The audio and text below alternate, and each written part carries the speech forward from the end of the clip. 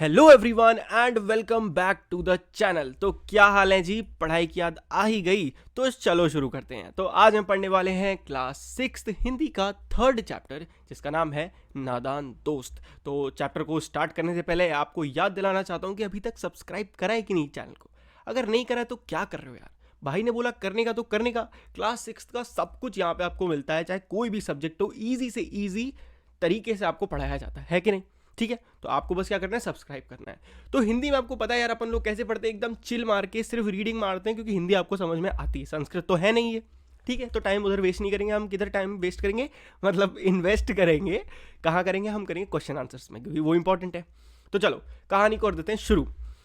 केशव के घर कार्नेस के ऊपर एक चिड़िया ने अंडे दिए थे। भैया ये कार्नेस क्या होता है, पहले ही वर्ड डिफिकल्ट आ गया। देख भाई, कार्नेस कुछ नहीं होता, दीवार के ऊपर निकला हुआ थोड़ा सा एक्स्ट्रा पार्ट।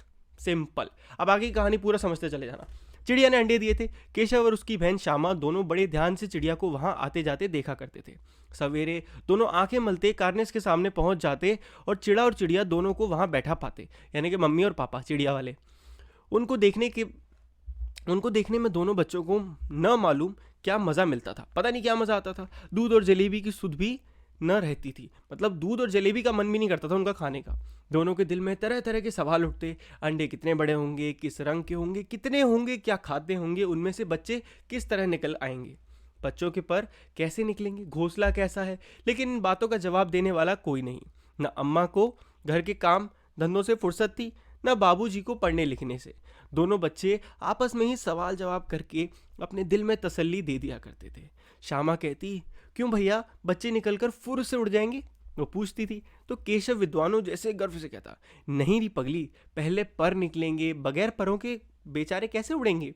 दोनों आपस में से मजेदार डिस्कशन किया करते थे। श्यामा बच्चों को क्या खिलाएगी बेचारी, तो श्यामा पूछती थी बच्चों को क्या खिलाएगी बेचारी, मतलब वो चिड़िया। केशव इस पेचीदा सवाल पर जवाब कुछ न दे सकता था। इस तरह 3-4 दिन गुजर गए। दोनों बच्चों की जिज्ञासा दिन ब दिन बढ़ती जा रही थी। अंडों को देखने के लिए वे अधीर हो रहे थे, मतलब इम्पेशेंट। उन्होंने अनुमान लगाया कि अब जरूर बच्चे निकल आए होंगे। बच्चों के चारे का सवाल अब उनके सामने आ खड़ा हुआ था कि भाई बच्चे पैदा हो जाएंगे, उनको क्या खिलाएंगे। चिड़िया बेचारी इतना दाना कहाँ पाएगी कि सारे बच्चों का पेट भरे, ऐसा उन्होंने सोचा। गरीब बच्चे भूख के मारे चू चू करके मर जाएंगे। इस मुसीबत का अंदाजा करके दोनों घबरा उठे। दोनों ने फैसला किया कि कार्निस पर थोड़ा दाना रख दिया जाए। श्यामा खुश होकर बोली, तब तो चिड़िया को चारे के लिए कहीं उड़कर जाना ही नहीं पड़ेगा ना। केशव, नहीं, तब क्यों जाएगी। तो श्यामा बोली, क्यों भैया, बच्चों को धूप न लगती होगी, मतलब बच्चों को धूप नहीं लगती होगी। केशव का ध्यान इस तकलीफ की तरफ न गया था। बोला, जरूर तकलीफ हो रही होगी, बेचारा प्यास के मारे तड़पते होंगे। उधर छाया भी तो कोई नहीं। अब वो ऊपर रखी थी, ऐसे धूप आ रही थी, तो बच्चों को लगा यार उनको तो धूप भी बड़ी लगती होगी। ऐसे उन्होंने सोचा, बेचारे बच्चे तो बच्चे हैं, वो कुछ भी सोच, तुम भी तो बच्चे हो, ऐसी बेवकूफ़ी मत करना। तुम्हारे पास यूट्यूब है ना, यूट्यूब, वहाँ पे सब कुछ सर्च करके आप इन्फॉर्मेशन ले सकते हो। आज के टाइम पे इतने समझदार हो आप। ठीक है, चलो आगे बढ़ते हैं। तो हम कहाँ पे थे, छाया भी तो नहीं होगी। आखिर यही फैसला हुआ कि घोंसले के ऊपर कपड़े की छत बना देनी चाहिए। पानी की प्याली और थोड़े से चावल रख देने का प्रस्ताव भी स्वीकृत हो गया। दोनों बच्चे बड़े चाव से काम करने लगे, चाव यानी कि इंटरेस्ट से। श्यामा माँ की आंख बचाकर मटके से चावल निकाल लाई चुपके से।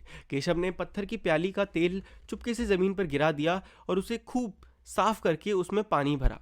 अब चांदनी के लिए कपड़ा कहाँ से आए, मतलब चांदनी के लिए यानी कि रखने के लिए, ऊपर जो वो है ना छुपाने के लिए, मतलब उनकी धूप से बचाने के लिए। फिर ऊपर बगैर चिड़ियों के कपड़ा ठहरेगा कैसे, और सिंपल सी बात है, छड़ियाँ कहाँ से होंगी और कैसे, मतलब जो छड़ियाँ हैं खड़ी कैसे होंगी, जो लकड़ियों के दम पे वो खड़ी करेंगे वो कैसे होगा। ठीक है, तो केशव बड़ी देर तक इसी उधेड़ बुन यानी कि सोचना, ठीक है, मैं आखिरकार उसने यह मुश्किल भी हल कर दी। श्यामा से बोला, जाकर कूड़ा फेंकने वाली टोकरी उठा लाओ। अम्मा जी को मत दिखाना। श्यामा, वह तो बीच से फटी हुई है, उसमें से धूप ना आएगी। केशव ने झुंझला कर कहा, तू टोकरी तो ला, मैं उसका सुराख बंद करने में कोई हिकमत निकालूंगा, यानी कोई सोल्यूशन निकाल ही लूंगा।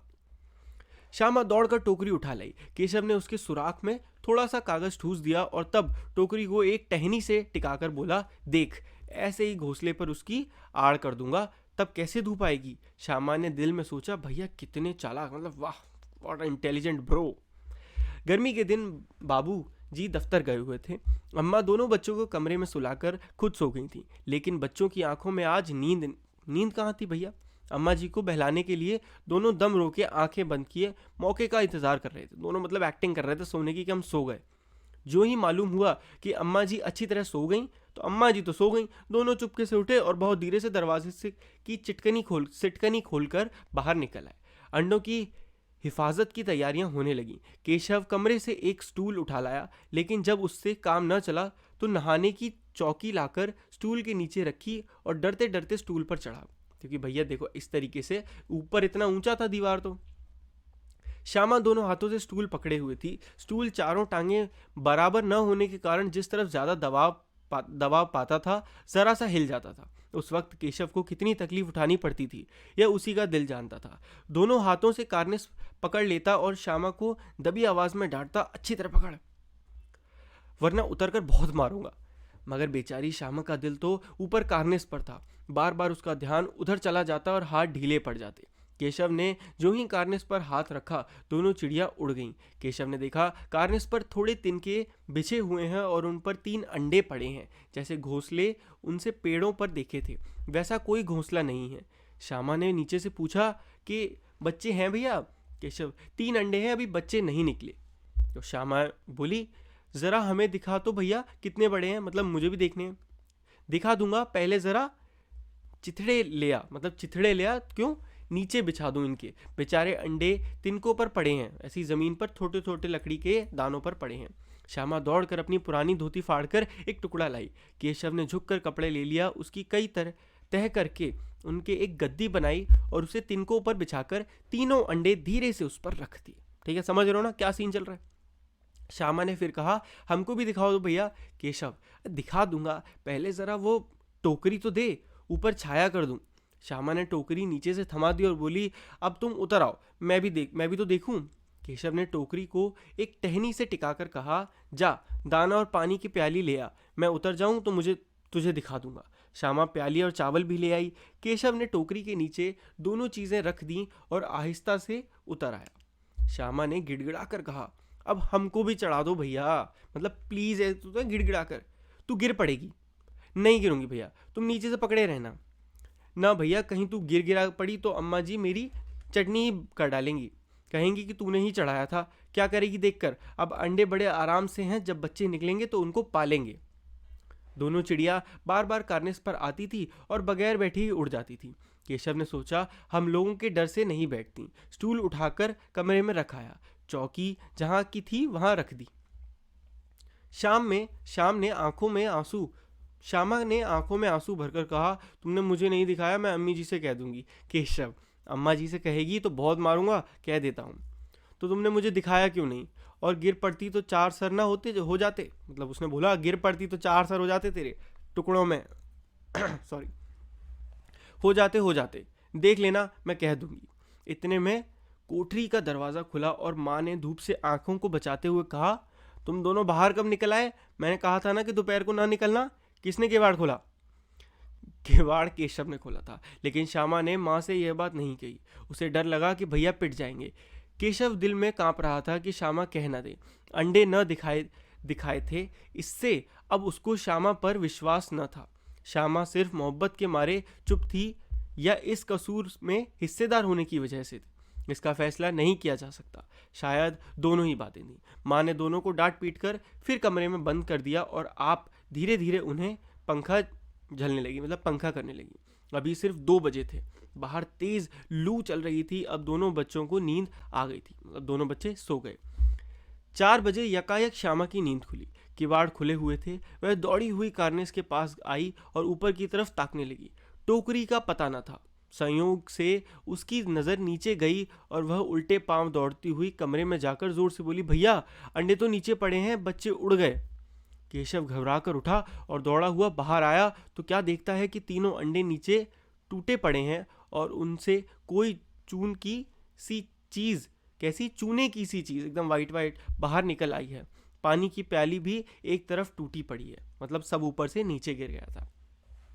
उसके चेहरे का रंग उड़ गया।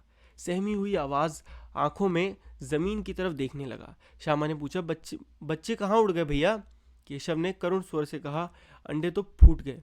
श्यामा, और बच्चे कहाँ गए? श्यामा बेचारी छोटी बच्ची थी, उसको पता ही नहीं था।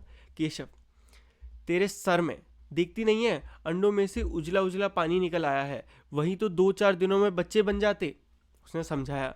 माँ ने सोटी हाथ में लिए हुए पूछा, तुम दोनों वहाँ धूप में क्या कर रहे हो? सोटी पकड़ने वाली। श्यामा ने कहा, अम्मी जी चिड़िया के अंडे फूटे पड़े हैं। माँ ने आकर टूटे हुए अंडों को देखा और गुस्से में बोली, तुम लोगों ने अंडों को छुआ होगा। अब तो श्यामा को भैया पर जरा भी तरस न आया। उसी ने शायद अंडों को इस तरह रख दिया कि वह नीचे गिर पड़े। इसकी उसे सज़ा मिलनी चाहिए। बोली, इन्होंने अंडों को छेड़ा था अम्मी जी, उसने अब बता दिया। माँ ने केशव से पूछा, क्यों रे? केशव भीगी बिल्ली बना खड़ा था। केशव अब भीगी बिल्ली। माँ बोली, तू वहाँ पहुँचा कैसे? तू इतनी ऊपर कैसे पहुँचा? तो श्यामा बोली, चौकी पर स्टूल रखकर चढ़े अम्मी जी। तो केशव बोला, तू स्टूल थामे नहीं खड़ी थी? उसने बता दिया सब। तो श्यामा बोली, तुम्ही ने तो कहा था। इतने में माँ कहती हैं, तू इतना बड़ा हुआ, तुझे अभी इतनी भी मालूम नहीं कि छूने से चिड़ियों के अंडे गंदे हो जाते हैं, चिड़िया फिर उन्हें नहीं सेती, यानी कि उनको नहीं रखती, फेंक देती है। श्यामा ने डरते डरते पूछा, तो क्या चिड़िया ने अंडे गिरा दिए हैं अम्मी जी? माँ, और क्या करती? केशव के सिर पर इसका पाप पड़ेगा। हाय हाय, तीन जाने ले ली दुष्ट ने, 3 लोगों को मार दिया उसने, बेवकूफ़ ने, क्योंकि बेचारा नादान था। केशव रोनी सूरत बनाकर बोला, मैंने तो सिर्फ अंडों को गद्दी पर रख दिया था अम्मी जी। माँ को हंसी आ गई, मतलब वो बेचारी हंस गई।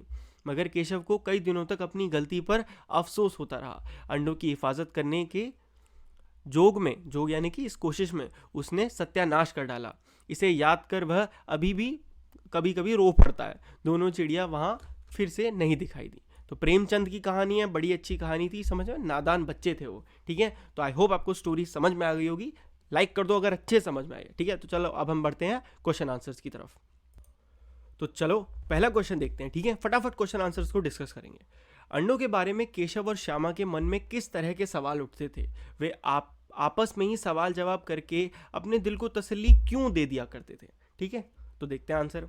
देखो, बाल मन जिज्ञासाओं से भरा होता है, यानी कि हमारा जो बचपन होता है उसमें क्यूरियोसिटी भरी होती है। उन्होंने पहले कभी अंडे नहीं देखे थे। उनके घर वालों ने भी उनको अंडों के बारे में कोई जानकारी नहीं दी थी। उनको पता नहीं था कि अंडों का आकार कितना बड़ा होता है, अंडे का रंग कैसा होता है, उनमें बच्चे कैसे पैदा होते हैं, वे क्या खाते हैं, उनका घोंसला कैसा होता है। उनको ये सारी बातें नहीं पता थी। बच्चों के मन में इस तरह के सवाल स्वाभाविक थे। और दूसरे का आंसर क्या हो गया? क्योंकि उनके पेरेंट्स ने उन्हें कुछ बताया नहीं था। केशव ने श्यामा से चिथड़े, टोकरी और दाना पानी मंगाकर कार्निस पर क्यों रखे थे? देखो, कार्निस पर चिड़िया के अंडे थे। केशव और श्यामा ने सोचा कि अंडों से बच्चे निकल आए होंगे, उन्हें धूप से बचाने के लिए छत बनाना था, इसीलिए टोकरी मंगाई थी। चिथड़ों से उनके लिए गद्दी बनानी थी। दाना पानी मंगाकर उनकी भूख मिटाने का प्रबंध किया गया। प्याली में खाने के लिए दाना और पानी रख दिया। तो सबका यूज बता दिया। केशव और श्यामा ने चिड़ियों के अंडे की रक्षा की या नादानी? उन्होंने क्या करी, रक्षा की या नादानी? देखो, केशव और श्यामा ने अपनी ओर से तो उन अंडों की रक्षा करनी चाहिए, पर यह उनकी नादानी साबित हुई या सिद्ध हुई। चिड़िया अपने अंडों की रक्षा स्वयं कर सकती है। बच्चे ने अंडों की रक्षा करने के प्रयास में उन्हें छूकर गंदा कर दिया। उन्हें नहीं मालूम था कि यदि वे अंडे को छू लेंगे तो चिड़िया उन्हें छोड़ ही देगी। वास्तव में तो वे उन अंडों की रक्षा करना चाहते थे। ठीक है, तो जैसा आपको लिखना है, ये चीज़ मुझे नहीं लगता आपको भी पता होगी कि अगर आप चिड़िया के अंडे छू लेते हो तो वो कभी उनको वापस नहीं, मतलब उनका केयर नहीं करती। ठीक है, थोड़ा सा एक आध क्वेश्चन और देख लेते हैं। केशव और श्यामा ने अंडों के बारे में क्या क्या अनुमान लगाए? यदि उस जगह तुम होते तो तुम क्या अनुमान लगाते? ठीक है, तो केशव और श्यामा ने अनुमान लगाया कि अब उन अंडों से बच्चे निकल आए होंगे। चिड़िया इतना कहाँ से खाना लाएगी? गरीब बच्चे इस तरह चूचू करके मर जाएंगे, उन्हें धूप से भी कष्ट होगा। यदि केशव और श्यामा की जगह हम होते तो आप कुछ भी लिख सकते हो। ठीक है, इसके आगे का रैंडम आंसर। माँ के सोते हुए केशव और श्यामा दोपहर में बाहर क्यों निकल गए? माँ के सोते ही। ठीक है, माँ के पूछने पर भी दोनों में से किसी ने भी किवाड़ खोलकर दोपहर में बाहर निकलने का कारण क्यों नहीं बताया? क्योंकि उन्हें डर था पिट जाएंगे। स्टिल आंसर देखो, क्योंकि वह समय ऐसा था जब वे बाहर आकर चुपचाप चिड़िया के बच्चों को देख सकते थे। वही एक समय था, दोपहर में मम्मी सोती थी, माँ उनको देख लेती तो अंडों को हाथ न लगाने देती। माँ के पूछने पर पिटाई के डर से दोनों में से किसी ने भी बाहर निकलने का कारण नहीं बताया। प्रेमचंद जी ने इस कहानी का नाम नादान दोस्त रखा, आप इसका शीर्षक क्या रखते? तो हम इसका क्या शीर्षक रखते? रक्षा में हत्या या बच्चों की नादानी, कुछ भी आप रख सकते थे, ठीक है। बचपन की कुछ भी अपना मस्त कहानी आप इस तरीके से लिख सकते हो। वैसे ये जो है ना, रक्षा में हत्या या बच्चों की नादानी, ये आप रख सकते हो, ठीक है। तो मेरे ख्याल से इतने क्वेश्चन अभी के लिए बहुत हैं, क्योंकि आप स्टोरी अच्छे समझ चुके हो। मुझे लगा था स्टोरी जल्दी खत्म हो जाएगी तो हम ज़्यादा क्वेश्चन डिस्कस करेंगे, बट ठीक है। बट अगर आप चाहते हो यार कि इसके और अच्छे वाले, मुझे पता है ये क्वेश्चन थोड़े से ना मतलब आउट ऑफ कॉन्टेक्स्ट से क्वेश्चन होते हैं, आप चाहते हो थोड़े डायरेक्ट क्वेश्चंस आपको मिल जाए सो दैट आप पेपर में लिख सको। अगर आप सच में चाहते हो तो कमेंट कर दो, तो मैं आपके लिए वैसे क्वेश्चंस की वीडियो बना दूंगा या कहीं ना कहीं से सोर्स प्रोवाइड कर दूंगा, ठीक है। तो इसी के साथ हमने पूरा चैप्टर खत्म कर लिया, क्वेश्चन आंसर भी डिस्कस कर लिए। कुछ रह गया हो, कुछ समझ नहीं आया, कुछ दिक्कत हो तो क्या करना है? कमेंट करना है। कैसी भी प्रॉब्लम हो कमेंट करो, अपन मिलके सॉल्व करेंगे, ठीक है। कोई दिक्कत नहीं लेनी है। और क्या, देखो वीडियो अच्छी लगी तो वीडियो को लाइक कर देना। अभी तक इस चैनल का पार्ट नहीं बने हो, उस फैमिली इस क्लास का पार्ट नहीं बने हो, तो क्या कर रहे हो यार, क्या कर रहे हो? सब्सक्राइब करो ना, मिलके बढ़ेंगे अपने लोग, ठीक है। तो that's it for this video, मिलते हैं अगली वीडियो में। तब तक के लिए गुड बाय, टेक केयर, पढ़ते रहिए।